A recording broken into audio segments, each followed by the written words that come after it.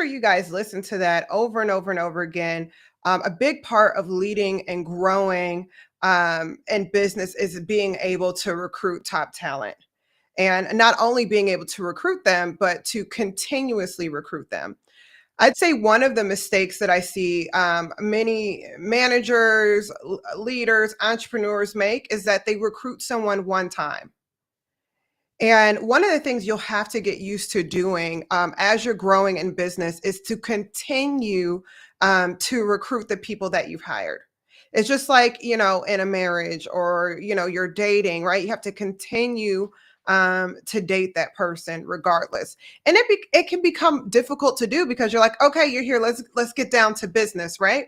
But a big part of leading and growing and developing your team, developing the staff around you, and just really building is being able to ignite the desire in someone to want to continue to follow. And that is something that most of us neglect. We kind of have like our ideas of, hey, look, I just need you to achieve your sales goals. I need you to do this. I need you to do this so I can do this. But it just never works. And then when you take that approach, then it leads you down a dark path later on. It's like coercion and all of these other things. And so a big part of recruiting is not only bringing someone into the company, bringing someone onto your individual teams, into your individual markets, different programs, making sure you guys are hitting, all of your sales goals and things of that nature, but having the ability to continue to recruit them. And so, what I want to do is today give you guys the secret sauce to continuously recruiting your team. All right. And the concept is shepherding. And this is an extremely, extremely important and also effective leadership concept. And it's the basis of what they say servant based leadership is. Meaning you're constantly setting the example and serving your team. And as a result, you are able to reap the benefits of the level of servitude that you have towards your team. And the earlier you can figure this out, the better. Now, can you ramshackle your way, through and push forward without having this attitude? Yes. But remember that the people that you bring in will also have the same transactional attitude because our attitude is the number one way for us to set the example. Our priorities are the number one ways that we set the example. Our leadership example. Sometimes we think it's just our habits, our disciplines. Yeah, all that's great. But the number one example that you want to set is your perspective, your paradigm, and your attitude. How you see things. What are your motives? What are your intents? How do you handle people? How do you handle challenges? How do you handle challenging people? Right? How many of you guys have hired super challenging people? She's like, absolutely. Everyone raise, and if you haven't yet, you just haven't been in the game long enough. Let me tell you, some of the most challenging people will be your best employees because they ask questions. They have a deep thought life. They're not just yes people, meaning challenging people. Now, there's one thing where someone's just like, going against the grain and they're just rebellious and stubborn. That's not what I mean. What I mean is people that you're going to have more than one conversation with. People who aren't going to just say yes, like, oh, okay, yeah, I'll go with it. And oftentimes, those are the individuals that also have something to contribute back towards your team because they have their own original ideas, they have original thoughts, they have original perspectives, and they're able to point things out. You want someone who's going to point out the flaws in your organization, but also are going to support you in fixing those things and enhancing those things so you can take business to another level. Does that make sense? And so today I want to introduce the concept of shepherding. Now, some of you guys may have heard this in business where it's like, look, we have someone new that's coming into the company, show them here, show them the break room, how things run, this system, that system, all of those different things. And is that shepherding? Yes. But that's more of ushering people. And so the true leadership concept of shepherding, one, it takes a lot of maturity, but two, it has the highest benefit. So when you think of a shepherd and their sheep, The reason that relationship works so well is because the shepherd takes responsibility for all the needs of the sheep. Now that sounds like an easy thing to say, but how many of you guys have had, you know, um, a growing team, a growing everything, and next thing you know, you've got all these sheep around and you're like, "Hold on, I'm supposed to be responsible for everything?" Well, some of it may be through delegation and things of that nature, but yes. So a shepherd is the one who makes sure that the sheep are fed. Why is that important? Well, one of the key portions to a shepherd and sheep relationship is understanding that sheep have very little of what it takes to survive on their own. They can't fight. Have any of you part of the reasons why they look so cute, any of you guys ever see like the pictures of sheep? And the reason they look so cute and fluffy is because they're just so like they're just so safe and they're just so pure and vulnerable and all these things, but they literally have no way of defending themselves. Their proportions are all off. They've got these skinny, skinny little legs and these big old bodies. They don't have sharp teeth. They don't run fast. They can't go up and down hills very easily, any of those things. And so, without a shepherd, they literally would not be able to feed themselves. They couldn't fend off danger. They're not particularly good at finding water or anything like that. And so, if you want to have a successful flock of sheep, the shepherd literally has to take responsibility of all the needs of the sheep. And as a result, there's two things. One, the sheep only follow the example of and the voice of the shepherd. Like literally, you can go out in the middle of, I don't know, Istanbul somewhere and see, old school sheep and shepherding, and literally the only one who can call the sheep is the actual shepherd. But that's a response to the shepherd taking advantage, or taking responsibility for all of the needs of the sheep. Why wouldn't they follow them? That's also the key to influence. Why do you want influence? Because without influence, everything is forced. Without influence, you've got to put your foot down. Without influence, you've got to coerce. You've got to jump up and down. You've got to have the same conversations over and over and over and over again. Without influence, you need a stick. Stop, y'all get this together. Right? But with influence, you don't constantly have to talk to people about sales standards or with influence. They follow your lead. With influence, you don't have to spend all of your time bottom lining. With influence, you don't have to keep reminding people of the same things, but it's a response to really shepherding your team. So let's start off with the simple portions, making sure your sheep are fed. In business, how do we feed our sheep? By making sure they have all of the information and the tools that they need to succeed. So that's, training. That is actually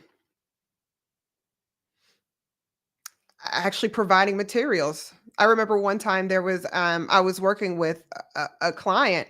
They're like, we don't know why all of our recruits, they're leaving, and they thought it's because we lost this bonus and this promotion or whatever. It's been really, really difficult to recruit.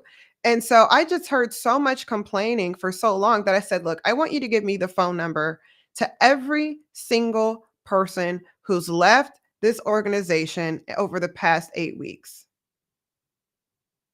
And the number one reason that most people gave me had nothing to do with money, bonuses, offers, or anything like that. It came down to one simple thing, which is keeping your word. Organization. Hey, they were supposed to provide me with these materials, blah, blah, blah, blah, blah. For some of them, they had sales reps that were supposed to have like iPads, and, the person's charger would never work. And so they promised them, look, we'll get you a new charger. We'll get a new charger sent from blah, blah, blah, blah, blah, whatever. It never happened. So the person was dealing with, how am I supposed to sell? And this is dying and all these other things. It was just all of these little internal things that really just came down to follow through and organization. So making sure that they have their materials, making sure they have the proper training, making sure that they have the proper understanding. You wouldn't believe how many times we uphold people to a standard that we never taught them. If you hold someone to a standard, you better make sure that your training, your development, everything allows for them to hit that standard.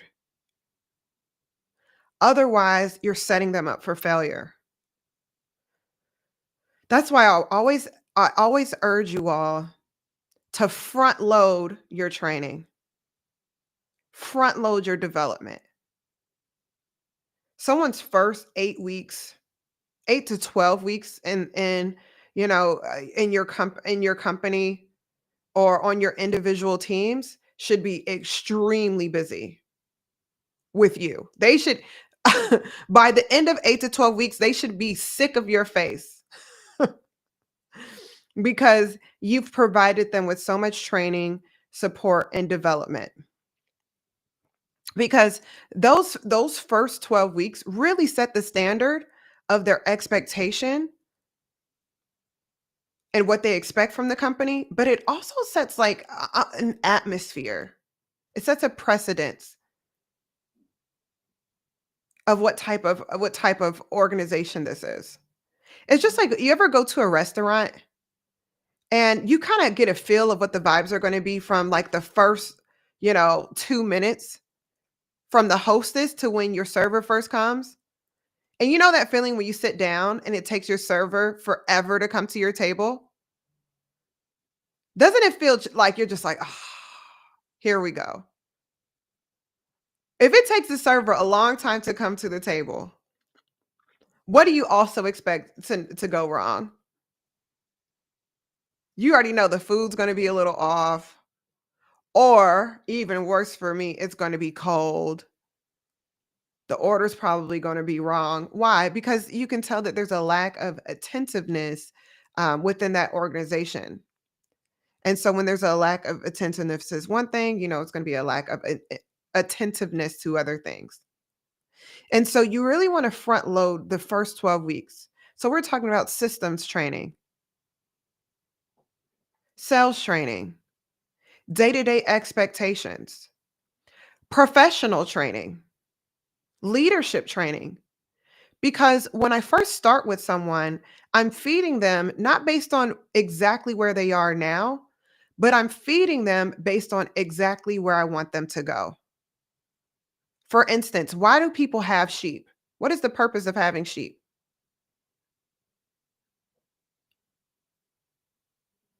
The most long lasting reason is for wool.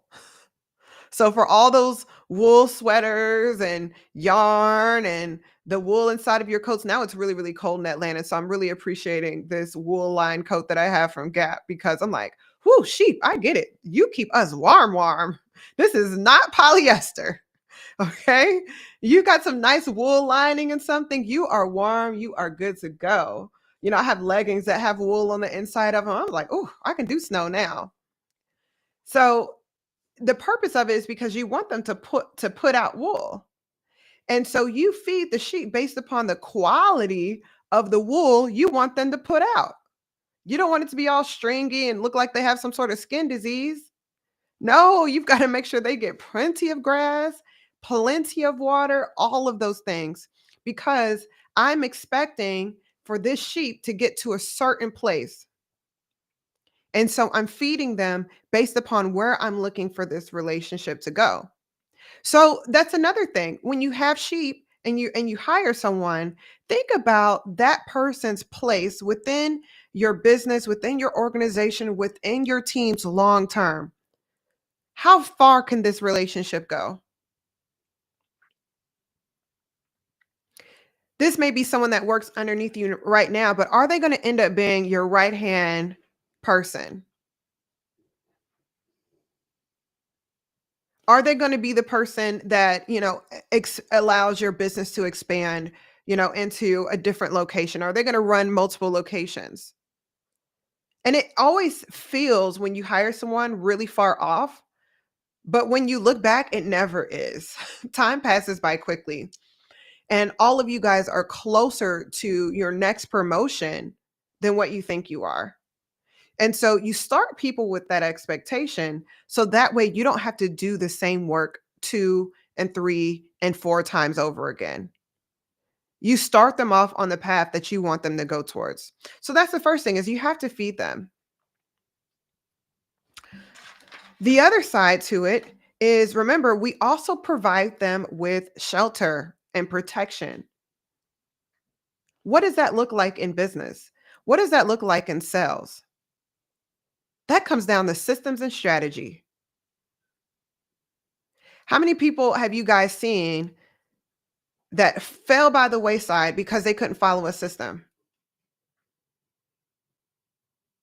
Next thing you know, they've got no sales, they're getting fired, they're getting bottom line. Now there's all this extra pressure. Now they've got to have one-on-one conversations every other day. All that stuff is tiresome. So I want to protect that person from being within that whole system, right? Because there's like the I'm doing well system in business. And then there's the system in business to where when you're not doing well, and next thing you know, you're getting inundated with phone calls and emails of people trying to hold you accountable and redirecting and asking questions. And why is this? And why is that? And why do you need this? Why do you need that? Why is this territory not going well? How come these products aren't selling? Like, I don't even want that person in that system. The system I want anyone that I work with to be in is the award winning system. Which award is this person going to get?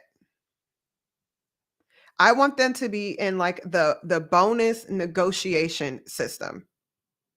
They're doing so well that we're like, okay, let's put this on the table. Now we've got to talk to the big wigs and say, look, they're killing it. I think we deserve XYZ. Do you see the difference between the systems? I want all of you guys to be in a system to where when it's time to expand into different markets, different territories, different clients, different everythings, I want you guys to be in a system to where it's like, we're like, oh no, this person did XYZ. We get choice pick. We're going to make this happen for this person. This is where they want to be. We like, you get what I'm saying about two completely different systems? And so one of the ways that you protect your team members, you protect your sheep is by providing them with the systems and strategies that keep them on the right path, that protect them from that. Where does it start? It starts with not being a part of the I know this is how they say you're supposed to do it, but this is how I do it team. We all know if you look at any organization, you can always point out the people that follow the organization systems. And then you have the group of people that are like, I know this is how you're supposed to do it, but this is how I do it. And in some form or fashion, over the years, I have seen how the people who slowly but surely start to veer off into doing their own thing, and they do it long enough to where next thing you know, they don't have an opportunity. They lose their license, they lose their contract, they lose their jobs, they lose their positions, all because they veered off into a dangerous personal system that went unchecked for too long. So what are some ways that you guys can do that with sales? First off, teaching people sales strategies that are effective. When you teach people how to sell, you don't worry about integrity issues because they have the skills to back it up. Now, unless this person is just not necessarily a sheep, maybe they're like a goat or a hyena or something like that. But ideally, we want to get ask some questions and discern during the hiring process to make sure they never come into the organization in the first place. But it does happen. There's always those that slip through. The goal is to catch it early. One of the easiest ways to catch it early is to see how reluctant someone is to buy into a system. If you're saying teaching someone this is how you do this and they constantly buck up against that, that shows me that that person has difficulty adhering to rules and regulations, meaning the lawless. And you can always expect lawlessness from the lawless. So you want to start teaching them just different systems and strategies that are effective in what you're doing, the do's and don'ts, teaching them how to not take shortcuts. Why? Because most times, now, unless there's an issue, at a higher level issue to where there are times where we have steps and things of that nature that are unnecessary, that's when we get together as a group and say, why do we have all this extra fluff? Let's cut down on some of this fluff, right? Let's get to the heart of what's going to make us successful. I'm not talking about that.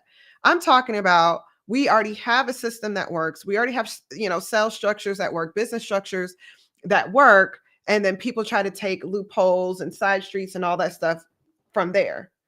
That's usually going to be a situation to where that person is not going to be very safe for very long. So making sure that you're teaching people and teaching them how to not use those loopholes and what happens when you do. So keeping them safe. Other ways to keep them safe too is through accountability. One of the things that I used to do, and this is when I was in LA, and one of the things that I used to do was we would have, we had this big team of people. We were, selling business to business products. And I would get on the phone call and we'd have like these big papers of orders because there was so much that people needed to sign. And so what I would do was we had our big meeting room and we had a telephone in there with a really, really loud speaker phone. And every morning I would take just two random applications, literally. I would just pull two and I would call the customers back. Hey, I see, Bobby was here, yesterday. They signed you up for blah, blah, blah services. How were they? They talked to you about this. They talked to you about that, blah, blah, blah, blah, blah. And it was literally on speakerphone to where anyone could hear it.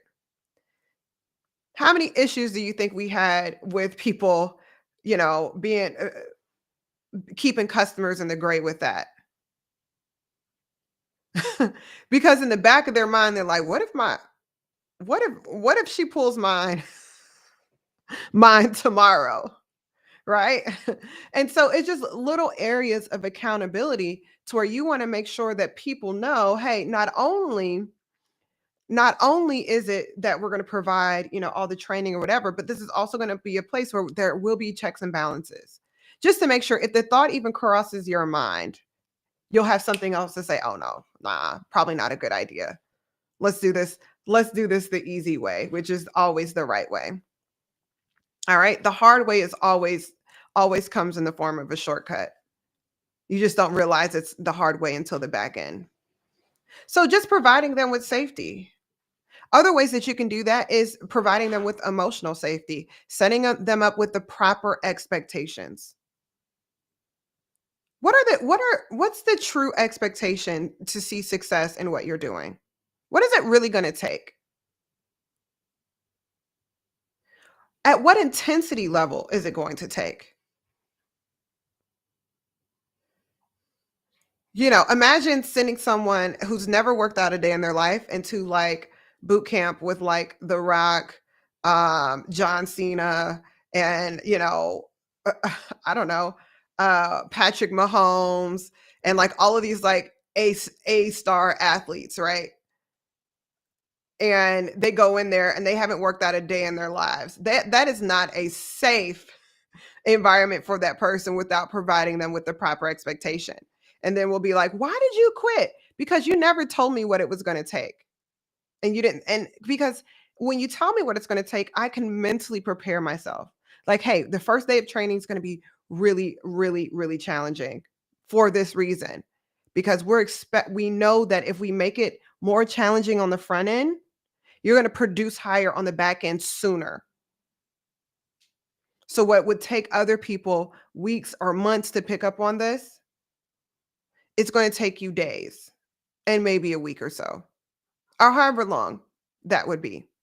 So setting the expectation, I hate when people recruit and hire like they're bringing someone into a haunted house. What's behind door number 3? You're like, go ahead, walk through, right? That's something that people do once a year, and they do it for the thrill and the excitement. That's not what most people are necessarily looking for. Doesn't mean that you have to be boring, because anytime you're in, business, sales, things of that nature, there's never a boring day. If the day's boring, you haven't been active enough. So it's already going to be some excitement because we work with people all the time, and people are so unpredictable that it is exciting. And there's so many different personalities. Like, how many of you guys have just met some just really, really different personalities to where you leave, whether it's their business, whatever, right? And you're like, wow, really?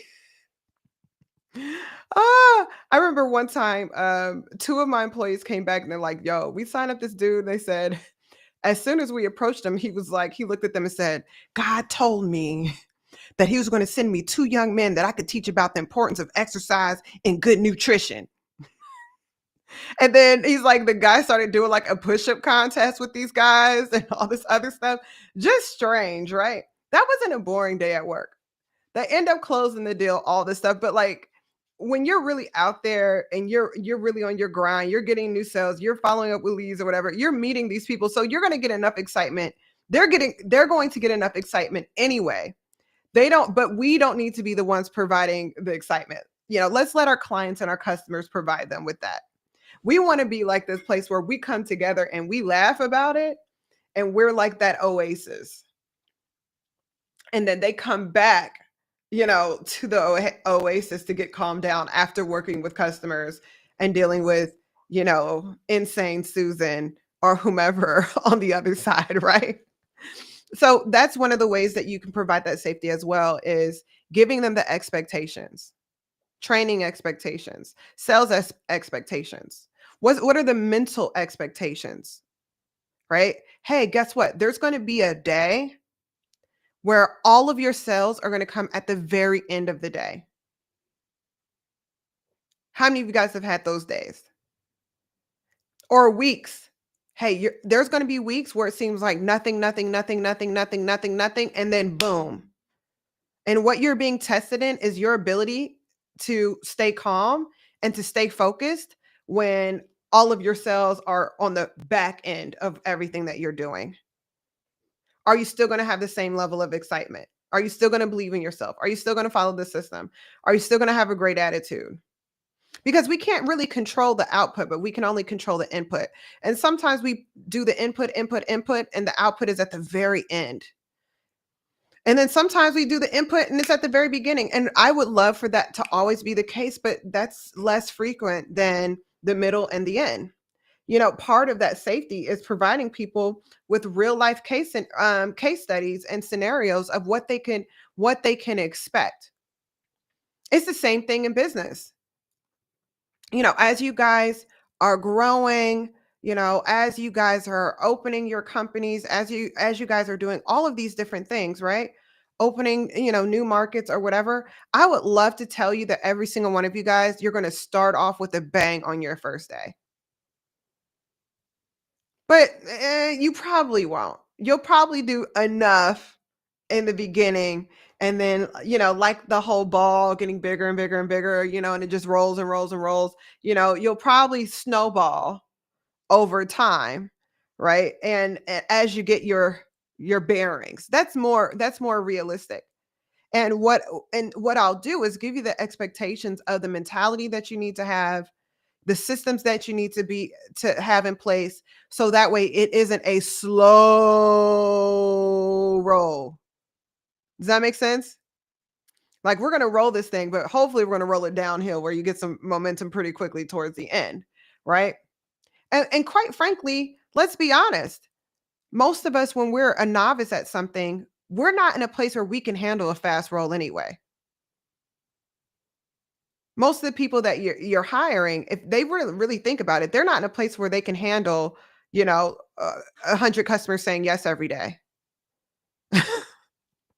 They'd be so overwhelmed with the paperwork, the process, the this or that, the questions, the whatever. They'd be like, no, we're gonna start off with a few customers. A few customers. Let's get you used to this. At first day, look, let's get you one deal closed. Let's do, whatever that may be. So that's the safety part of it. right? The security portion of it is in your consistency. How consistent are you with the things that you do?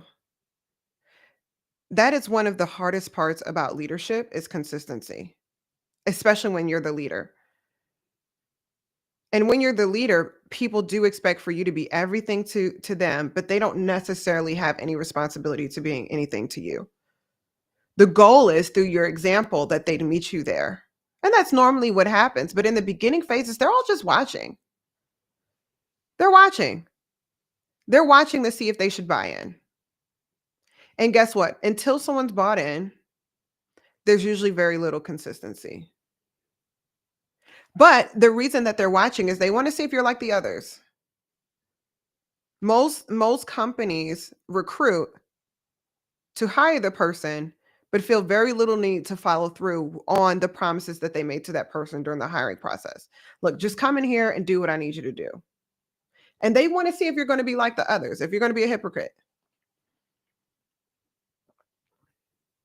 A way of being in the top 10% of anything is to just not be a hypocrite. And it's hard because you have to be consistent. And it's being consistent regardless of how you feel about the scenario. And a lot of the pressure on that is on the leader to do so. So, consistency in your attitude, consistency in your development, consistency with, your systems. If we start a meeting and have a meeting about, hey, we're going to do XYZ, everyone's looking to see how long do you follow what you say you're going to do? Do you ever veer off and kind of do your own thing? That's what they're looking for. And when people see the consistency, even consistency in scheduling, being on time, all of those different things, really help your team. And the last portion of it is the watering. So we fed them with the strategy, we fed them with the training, the tools, everything that they need, setting them up to be successful. The watering is the continued development. When they first start, we set them up to grow to a certain point, right? But guess what? Sheep need watering too. Why? Because we expect them to grow bigger. We expect them to mature, right? If you have a flock of sheep, the best part about having a flock is you start off with two, and next thing you know, you have 50. That's the goal. The goal isn't for you have to buy each one individually. The goal is for you to grow exponentially to where you're getting a bigger return than your investment. And so the watering is the continued development, teaching them about leadership mentality, figuring out where is it that they want to go, and providing them with the tools, the mindset, and the support on how to get there. And that's something to where I would, if I were each and every one of you all, I would build it into my schedule. Really, all of these things you have to put into your schedule. Because if you don't put it into your schedule, um, it's going to be likely that you'll neglect one of these different things. Just because everyone's moving, everyone's doing, multiple things at the same time. None of us are doing just one thing. We're working professionals, we're living lives, we're wives, husbands, partners, daughters, sons, children, we're all of these different things all at the same time. And because of that, there's just certain things that we have to put in our schedule. Otherwise, we'll neglect it by mistake. And what happens if you just forget to water a sheep over and over and over again? You're like, oh my gosh, I don't know how I forgot to water them, but I gave them all the food. Madison has this look. Yes, they will die of dehydration. That's the truth of the matter. Even if you do all the other things, if you don't do that one thing, then no, it doesn't work.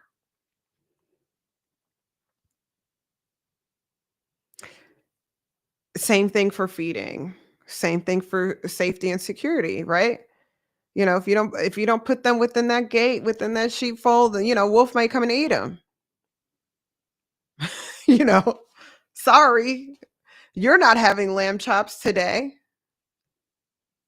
Now, here's the thing. All of this sounds like so much work. And the truth of the matter is, it is. But who has the greatest benefit? Is it the sheep or the shepherd? The sheep are benefited from it, but now the shepherd has a flock that they never have to worry about whether their food, if they're going to have food. They have plenty of stock for lamb chops. I think that's what. No, yeah, that's what it is. Lamb chops, and they'll never go cold in winter time. They'll always have money because guess what? Every spring they're going to shave those things down. They're going to sell their wool, and if they do it long enough, the amount of money that they get for that over the years is going to really compound to where they don't have to worry about anything. So it's to your greatest benefit. But it is work and it is a responsibility. But I think one of the things that helps with that is understanding that, and you guys are showing up every day, but understanding that without a shepherd, the sheep have no ability to survive on their own. Same thing with all of you guys. Every single person that, works underneath you or works for you, they really don't have the ability to survive and thrive without your input. Because you're the most experienced person and you're the most mature person. And you know the do's and don'ts, except for Tara, because she's dancing behind you right now. Your CEO may not be the most mature person, but I love her. Okay. So they have relatively little ability to survive and thrive without you. Does that make sense? And so it's not until you really embrace that's when your leadership will take off. And think about it. That's when your level of influence takes off. Because who's not going to follow a person that's always going to make sure that they're good? And that doesn't mean that every single person is going to respond properly, but most of them will. Most of them will because most of them have never seen that type of leadership before. Why? Because everyone else is transactional. But when you lead like that, you're leading from a space of duty, which the hard part about a space of duty is just I do it because that's what I'm supposed to do. Doing something from a space of duty is you're doing it because that is what's required of you and because you have just this knowing of that's what it's going to take, and I'm going to do what I need to do regardless. And I'm going to do it consistently regardless. And over time, you get to the point to where literally your sheep will only follow your voice.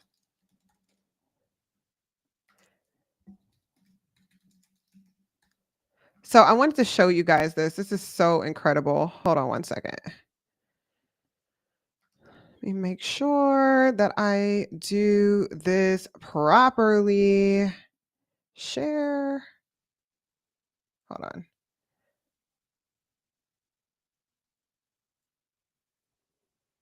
Yeah, share your screen. I want to share this one. Yes. Share. Here we go. And share screen here. Share. Let me make sure it's actually sharing the whole thing. And this is like, y'all, the perfect example of this. All right. And this is crazy. It's kind of long, but not. This is how AI optimizes my schedule. This meeting got canceled. Hooray! We didn't really want to go. All right, here we go.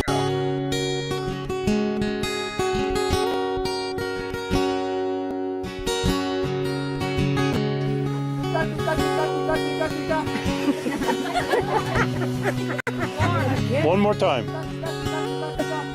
Oh, one is.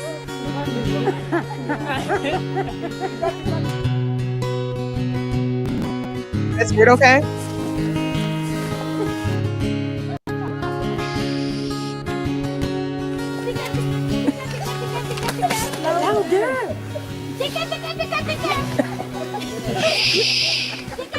Like maybe if I just yell it louder.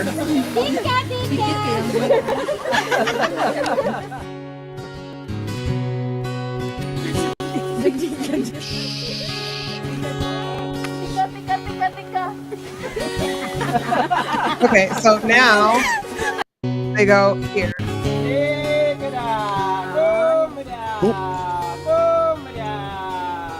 Look at them. Look at them. Now before they didn't even raise their head. That's amazing. Isn't that amazing? They are coming. Oh my God.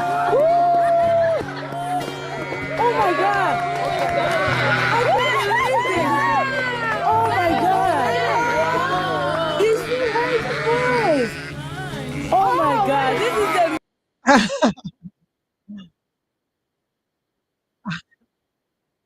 Isn't that crazy? Have any of you guys seen that before? And this is something that is consistent with all sheep. This isn't something that's just like this particular herd. But that is the basis of leadership. And whenever people talk about leadership theory, leading, being a leader, whatever, it always comes down to just that. That's it. Every single leadership book, every single leadership, everything boils down to the shepherd and sheep relationship.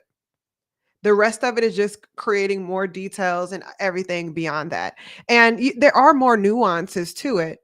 But at the end of the day, all of you guys are leading, and you're leading people, you're recruiting, you're hiring, you're developing, you're doing all of these different things. And so what you're saying is, I want to step into the shepherding relationship. And it's something that once you do it and you do the whole thing, the rest becomes easy. When you take away one compartment of it, there you go. That's the word I'm looking. One compartment of it, it becomes very challenging. And the second side to it is just, when you're committing to being the leader, that's what you're committing to, is the shepherding process. And as a result, there'll be a huge payoff. So any questions, comments, or just regular, like, how can I just apply this to maybe some everyday things? And I'll open it up now for questions. But first, thank y'all for listening.